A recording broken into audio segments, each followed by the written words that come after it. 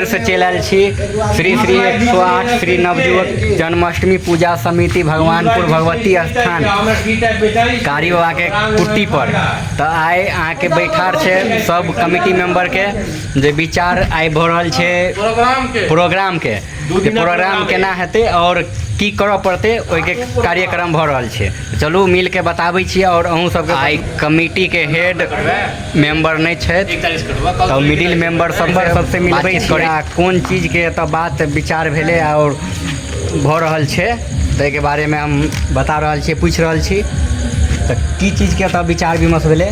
तो विचार विमर्श भ रहल छे जे हम सब प्रोग्राम करबे 7 तारीख का और 8 तारीख का। वह सबके विचार में लागल छी जे कतऽ की कयल जाए, केना की समाधान कयल जाए जे हमरा ग्रामीण के सही से बैठाए के लेल जगह मिले। ये जगह के कनी कमी छे सेहो छे। आ 7 तारीख के रात में प्रोग्राम सेहो छे, 8 तारीख के सेहो छे।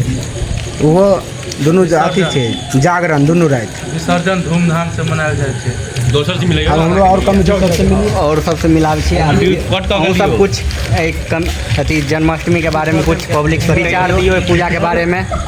विसर्जन छे 9 तारीख के जेकर धूमधाम से हम और मनबै छी। आइ छे जन्माष्टमी के बैठार छे। ओहि बैठार में हम सब कमिटी मेंबर बैठल छलौं।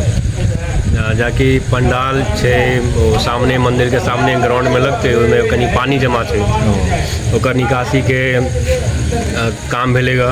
के बाद भगवती स्थान ग्राउंड में तिरपाल चाला लगते ओकर पानी के कतऽ गिरते वो व्यवस्था लगलेगा।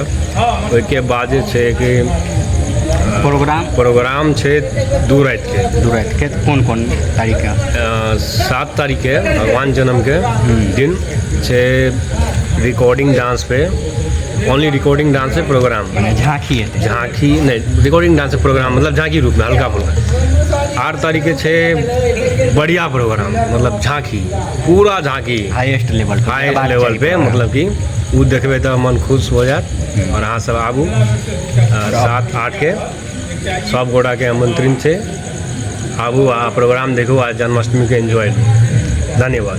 तो यह सबके यहाँ के विचार विमर्श भेले कमिटी मेंबर के संगे प्रोग्रामे के। ठीक है अहाँ सब लग पहुँचत रहत ई कमिटी के तरफ से जन्माष्टमी पूजा के खबर अहाँ सब लग पहुँचत रहत।